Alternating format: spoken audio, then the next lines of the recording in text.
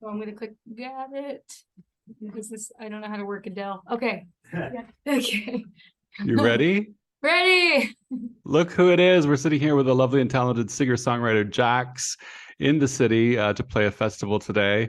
It'll be long gone by the time you hear this, but I'm pleased to meet you. Your song has not left my head since I first Sorry. heard it, maybe a couple months ago. How are you? Nice to You, meet you. This is nice to actually meet my you. first day one in Canada ever. So How are you enjoying it? I was like a total tourist. I woke up this morning and I like went to a hockey jersey shop, and then I bought a bunch of stuff, ugly Christmas sweaters, you name it, I bought it. So you're blowing up. Well, we were talking about with your PR people, and it's very busy back there before the interview. Lots of people scurrying around on your behalf. About maybe you and I sitting down in the hotel lobby and having this conversation, and they realize that it's probably not a good idea because you're getting so recognized these days. And I just wonder how all of that starts to feel for you now. Is it a It's measure of success? I mean, I do love, so for me, like when things started going, it was really on TikTok, and it was during the Yes. quarantine. So it was really just me, my boyfriend, and my dog inside of an apartment, and I wasn't meeting anybody. So it was just like numbers and usernames, and it's that kind of thing actually starts to feel a little numbing in a way, like not human. And I very touchy-feely. I come from like a very touchy-feely family. So meeting people in person is like the coolest thing ever because it puts faces to Right. usernames and people I'm talking online. And I'm Right. like, I'm beyond, I mean, as a songwriter, for anybody, especially here, like not in the US, to have any clue who I am is like the craziest thing in the world. So Have you yeah, had any I'm not bad complaining. experiences yet? Sorry. Have you had any bad experiences yet? People recognizing you? Ah, I don't want to say bad. I've had like awkward things where I'm like, I realized I didn't like shave my mustache or something, or like I'm like, I know I smell on an airplane, and I'm like, oh hi, oh God, please don't smell me. I know I smell. I haven't showered in 3 days. So I typically shower. Don't put that in writing. I typically shower, but You heard it here first. Jax typically I showers. sometimes shower. If you met her and she uh, smelled, it was just an off day. just an off day. It's one of those teenage dirtbag days. No, So, it's cool though. I have to start like really paying attention, and especially like I have a potty mouth from New York, so I'm like I have to start paying attention around kids, and I'm like, oh my gosh, did I just like curse up a storm? Relax. They're watching. relax. The song that I mentioned earlier that's blown up and that everyone is listening to and loving is Victoria's Secret.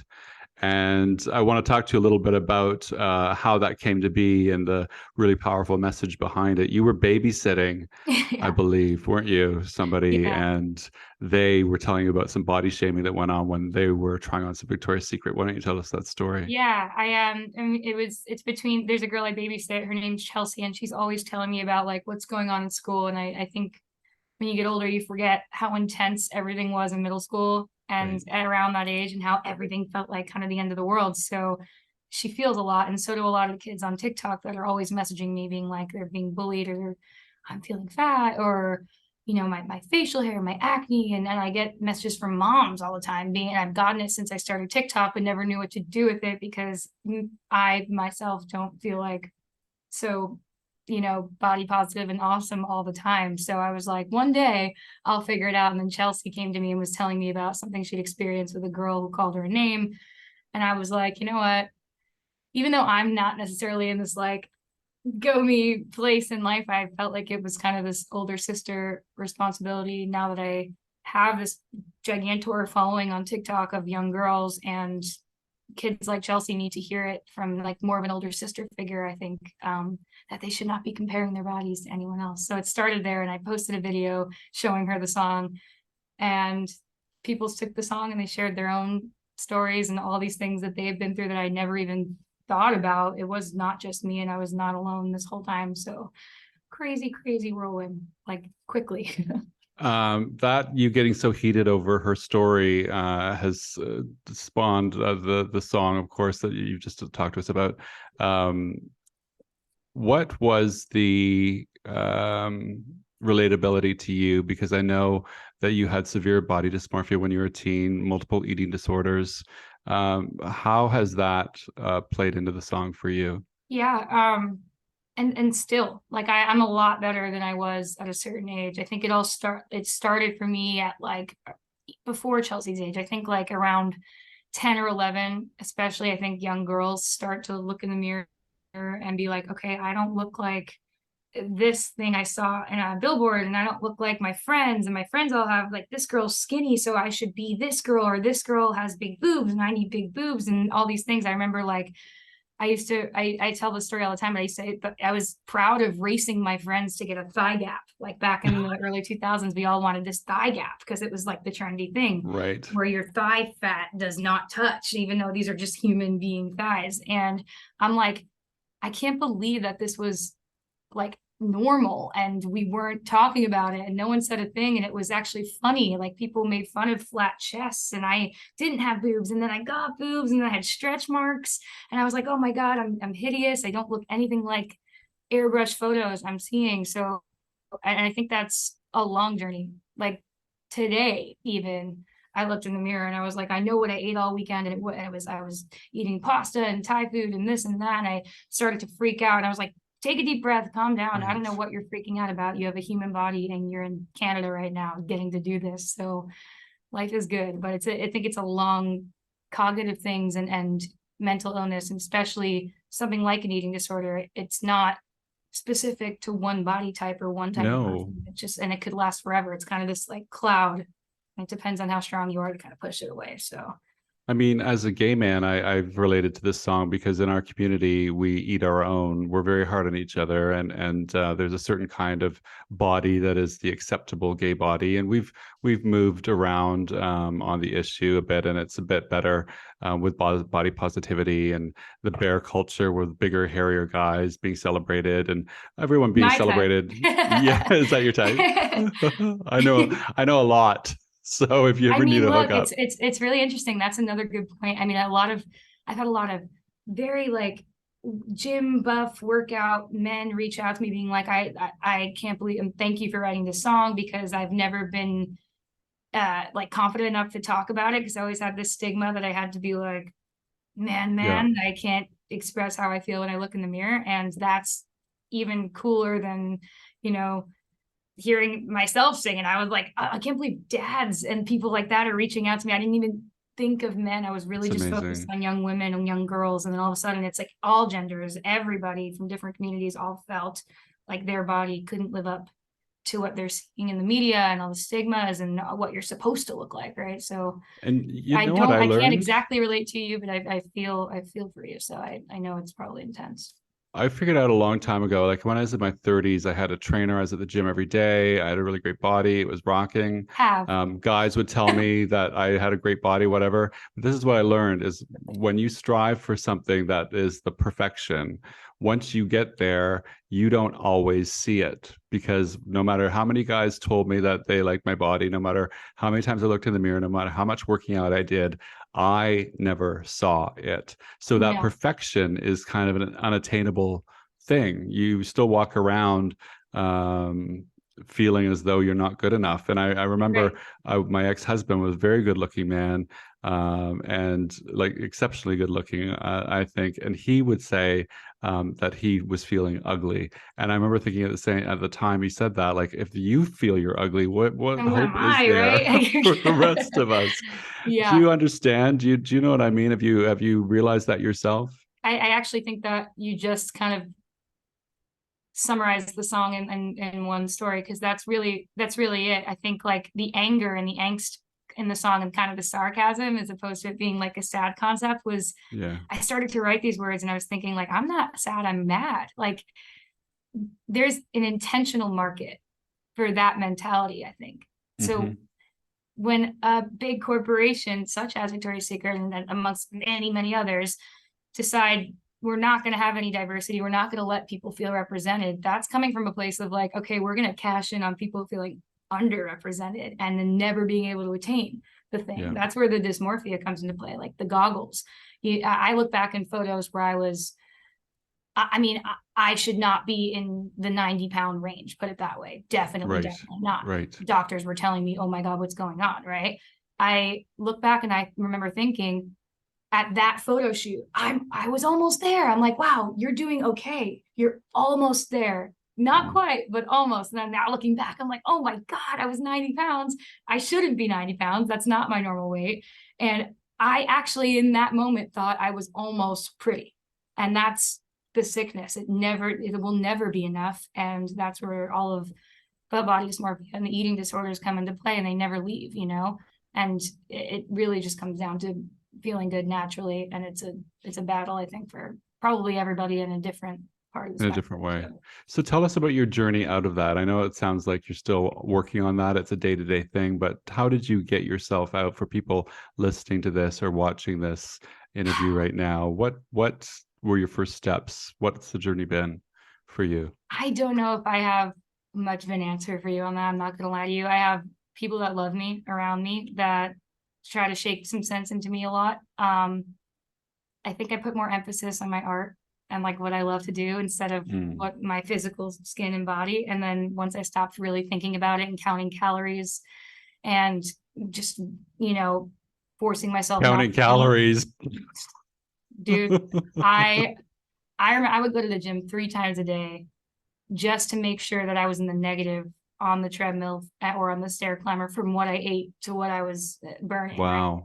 And I'm not talking like the kcals. I'm talking like full calories. So it was dark, and it was so I was probably gaining weight doing it. In retrospect, it was like the universe being like, what are you doing? Like, no, eat like a human being, eat when you're hungry, and keep doing your art and keep being a good person and focus on that. And I'm not 100% there. I'm not the best person, but I will say that like I think surrounding yourself with people that aren't going to put emphasis on your physical image and stuff like that, that was helpful for me. But I really think mantras, my therapist told me, look in the mirror and say it out loud. Like every day, walk into the mirror and be like, wow, look at this magical, magical body. It's a temple. It does a whole lot of things more than being like, hey, I'm pretty, right? It's not that, you know.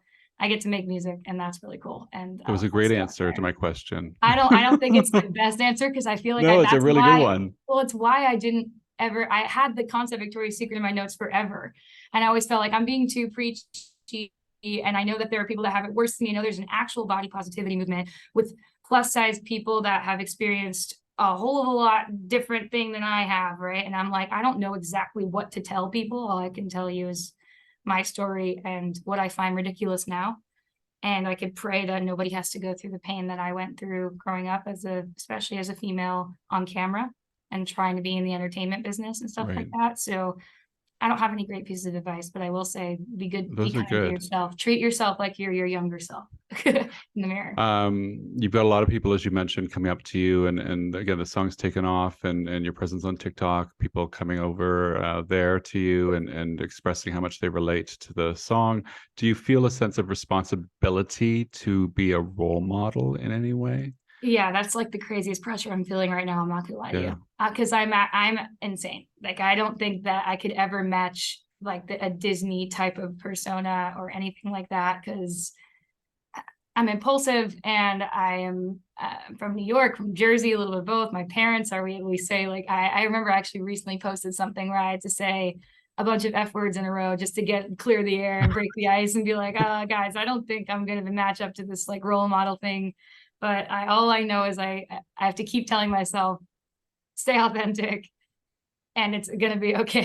Even though because once you kind of like get into that world, you have a bunch of moms and stuff like that, and with their criteria of what you're supposed to be for their kids, and all I could really be is just myself and tell my own stories in music and hope for the best. Well, I think there's an argument to be made that in not being a role model, you are being a great role model. Does that make sense? I hope so. I'm gonna walk around with that all week. I want to ask you one last question. It was late last year. You posted a TikTok reading of your ex-boyfriend's apology text messages. Oh, there's my dog, by the way. Oh my goodness! I usually give a dog warning because I've got this new puppy. Hello. Yeah. He's like, I want to hear about her. I want up. Forgot to give you the dog warning. He's just made an appearance.